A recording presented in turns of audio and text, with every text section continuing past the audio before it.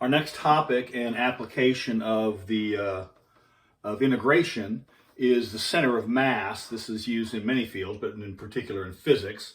Now, really in the strictest sense, if I have a region bounded above by the function y equal f of x, bounded below by the function y equals g of x, and to the left and right by the vertical lines a and b, then the center of mass of that region, the balancing point, if you will, of that region, is given by x bar comma y bar, where x bar is given to be this rather complicated looking integral divided by this integral, and y bar is given by this rather a little more complicated looking integral divided by this integral. And in the strictest sense, that's all you need to be able to do. If you're given this function above and given this function below, and you're able to determine the endpoints of that region, then really this is the only piece that you need to be able to reproduce as far as our course is concerned. But what I'm going to do is go through and show where this comes from. Now, what I'm going to do is not going to be something that you need to be able to reproduce for this course, although it might come in handy someday if you're in a physics course. But I'm going to show where these integrals come from. So I'm going to erase these now, and eventually we'll get back to having these same integrals and show that really, and demonstrate why those quantities actually give us what we say they're giving us. And so it has to do with the notion of center of mass. So what I'm going to do now is embark on an explanation as to where these integrals come from, why this does what we say it does. It is not something that you need to be able to reproduce as far as this course is concerned. If all you're interested in is working with this course, then all you need to be able to do is, given this figure, given the specific figures, you should be able to construct the integrals which give the center of mass. I'm going to show you now sort of where things come from. Now, the first piece is, we're going to go back and talk about what center of mass is in the first place. Suppose we're in a one-dimensional system. That is to say, suppose we're on a number line. This is 4 feet, and so this should balance at 24. Within the limits of my very inexact measuring rod, this is balancing at 24. All right? Now, if I so the fulcrum is here at the center. Imagine this is weightless, and imagine it is infinitely long in both directions. Now, if I put a mass on this side, it will cause this to rotate. Let's assume that what I've done here is I have a number line, and I have a fulcrum placed at the origin. So let's place the origin for this particular object. Let's place the origin here at the center. And if we place, and I'm going to scale this off. So if I place a mass, a certain distance x, let's call this mass number 1, x number 1. A certain distance from the fulcrum, I'm going to call that the origin. Then what will happen is, if I place a mass over here, let's change my hands around. If I place a mass over here, this will cause this to have a tendency to rotate about the origin. That tendency to rotate is what we call the moment. The moment is the tendency of this to rotate. Now, if I take the same mass and put it farther away, because of the law of the lever, it will cause it to rotate faster than if I take the same mass and put it in relatively close. If I place masses on both ends, both sides, then there will be competing influences. And so if I place mass 1 on here, maybe this is x number 2, call this mass number 2, and maybe this is x number 3, and this is mass number 3. The specifics of how this, it might seem as though this would tend to rotate in this direction, right? That would be clockwise from your perspective. However, it depends upon the relative sizes of the masses. If mass number 2 is sufficiently large, it will overpower these. It will tend to rotate in the counterclockwise direction from your perspective. And so not only does it matter the size of the masses, but also the distance to the fulcrum. That's the law of the lever. And so we have a few things that are defined here. First, we have to define what's called the moment about the origin. When we do this, we assume the fulcrum is at the origin. All right? So we have the moment about the origin. We also have a notion called the center of mass. Let us suppose that let's suppose I have this set up on my bar here, and let us suppose that it does tend to rotate in this direction. It does tend to rotate from your perspective in the clockwise direction. Now, the question is, where could I move the fulcrum so that it no longer will rotate? Is it possible to shift this fulcrum to a new place so that it will be in balance? If that is possible, then that point is called the center of mass.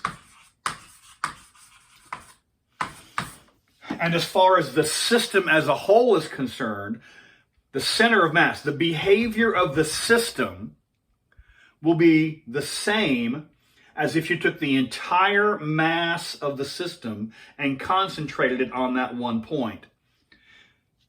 The tendency of this object to rotate will be the same as if I took the entire mass of the system and placed it at the center of mass. And so we have the two notions. We have the notion of the moment about the origin, and then we also have the bit larger notion of the center of mass.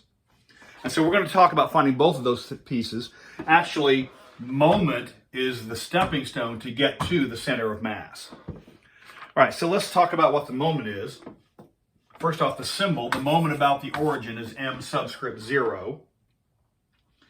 And the definition, so let's make this a little bit more generic.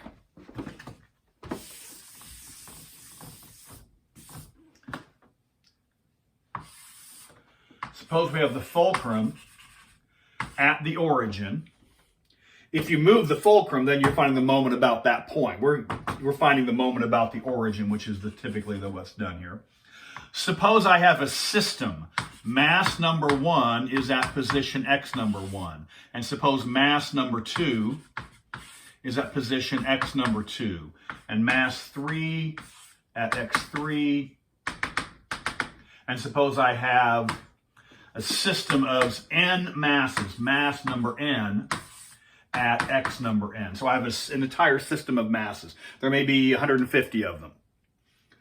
So the question is, what do we mean by the moment? Well, the moment, the definition of the moment about the origin is, it's the sum of all the products of m sub I times x sub I. So you take the coordinate. If it's to the left of the origin, then x1 is going to be, xi is going to be negative. If it's to the right of the origin, it's going to be positive. The masses, we assume, are all positive, or at least, all positive. So what we can say is, moment about the origin is given by the sum from 1 to n of m sub I times x sub I. We take the sum of all the moments. All right? So let's do a specific case and see if we can find the moment.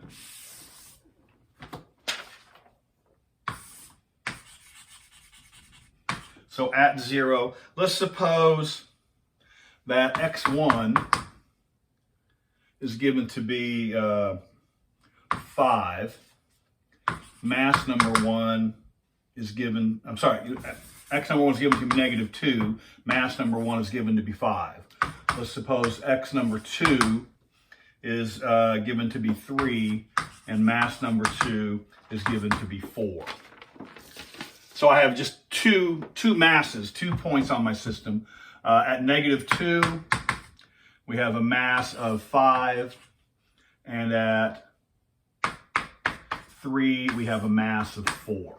So smaller mass, but further away, larger mass, but closer. All right? So can we find the moment about the origin?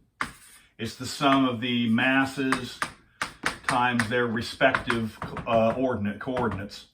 And so this would be mass number 1. This is I goes from 1 to n. Mass number 1 is -2 times its mass is 5, plus the coordinate 3 times its mass of 4, -10 plus 12. So this moment is 2. All right? So that's wonderful. So we found the moment.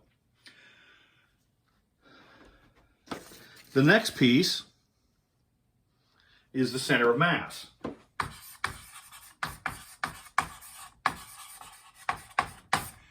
So this is the definition. And so the center of mass, the symbol for the center of mass is x bar. X with a line across the top, that's called x bar. And the center of mass is defined to be, again, this is the definition. The center of mass is the moment about the origin divided by the total mass.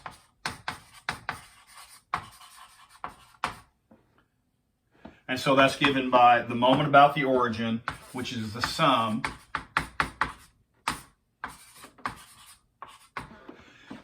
it's the moment divided by the total mass. In our case, in our example, the total mass is the sum of the m sub i's, which in this case is pretty easy. That's 5 plus 4, 9. So that gives us that the center of mass is given by the moment about the origin over the total mass, which in our case, moment about the origin is 2, total mass is 9. So the center of mass is 2/9, which is to say, one of the interpretations of that is, if we took this fulcrum and moved it just a little bit to the right, move this fulcrum to 2/9, then this system would be in balance. We would say the system is at equilibrium if we move that. So the system would balance if we place the fulcrum at the center of mass, which in this case is 2/9. A system is at equilibrium. We should define that word.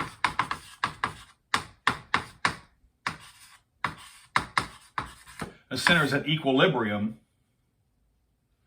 if the moment is equal to 0. So system is at equilibrium if the center of mass actually is the origin. All right. So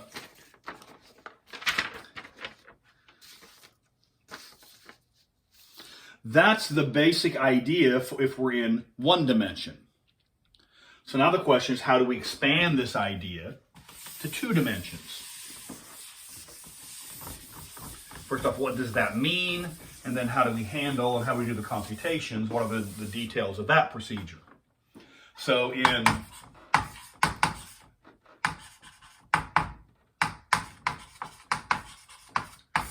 2 dimensions, all right, so what do we have here? Suppose we have a coordinate system. We have a collection of masses. So mass number 1 is at x1 comma y1. And mass number 2 is at x2 comma y2. And let's suppose mass 3 is at x3 y3. Mass 4, x4 y4. And so on. And then we have mass n is at xn yn.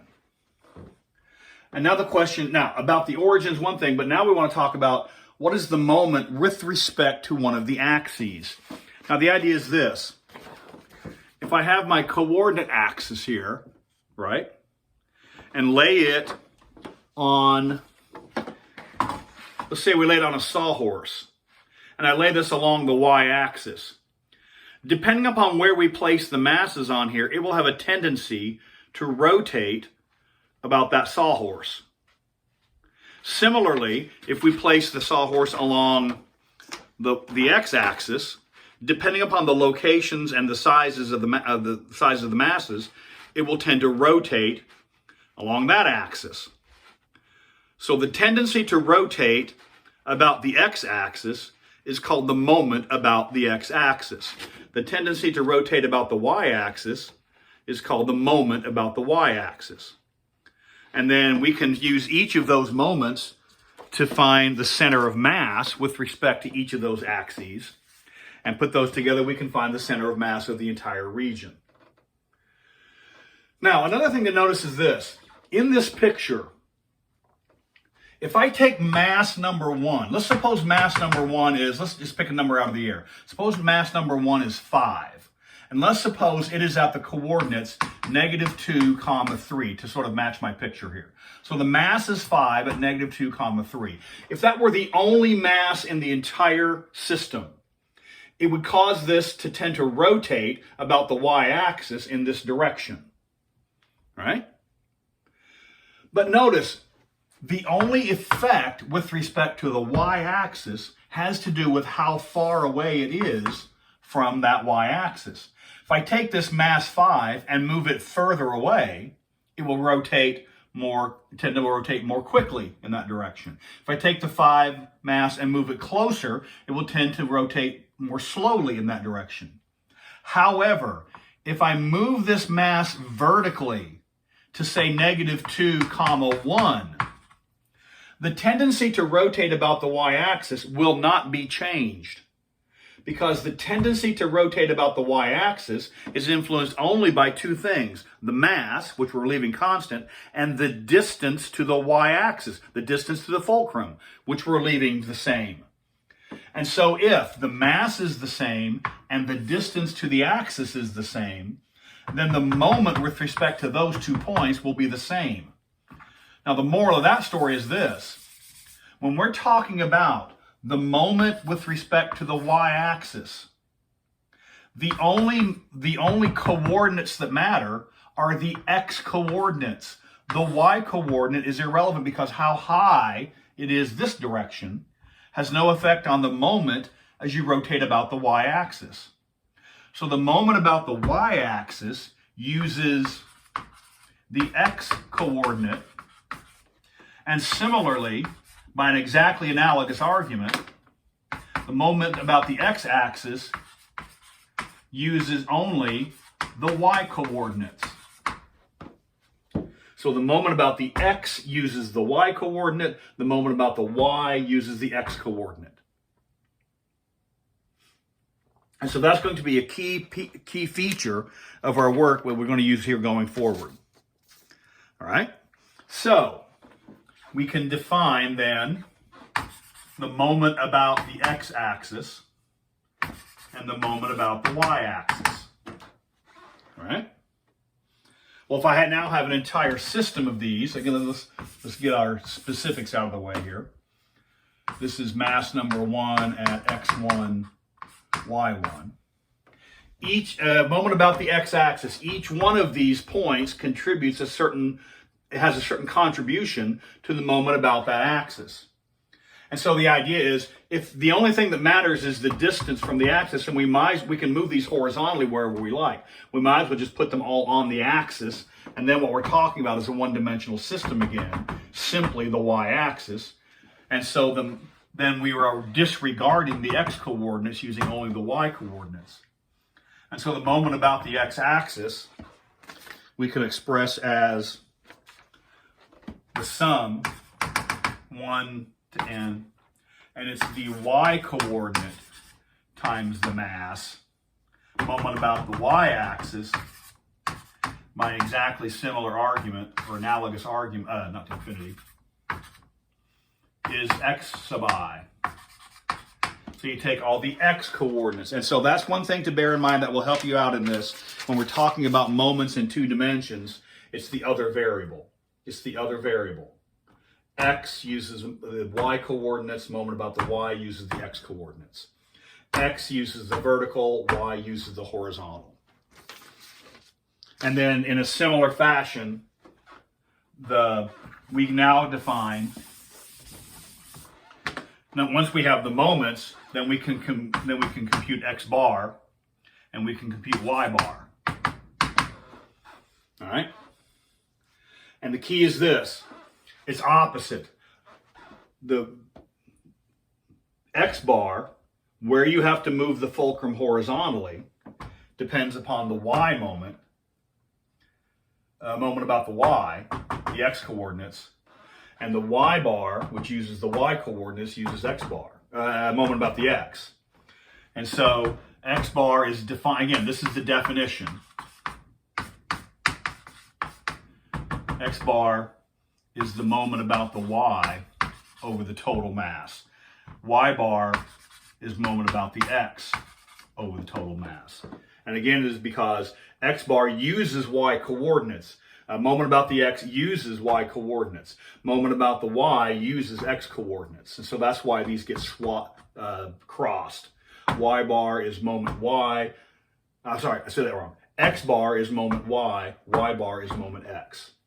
And so for a physical system of individual points, you simply sum those up. And so this is M sub Y is given by this summation, M sub X is given by this summation, and of course M is simply the sum of all masses. So that's how we find center of mass in discrete systems, whether it's one dimension or two, and this would also expand to higher dimensions. But that's how we find the moments and the centers of mass of a one-dimensional discrete system and a two-dimensional discrete system. And now what we're going to do is translate this into a continuous setting to see if we can make some progress there.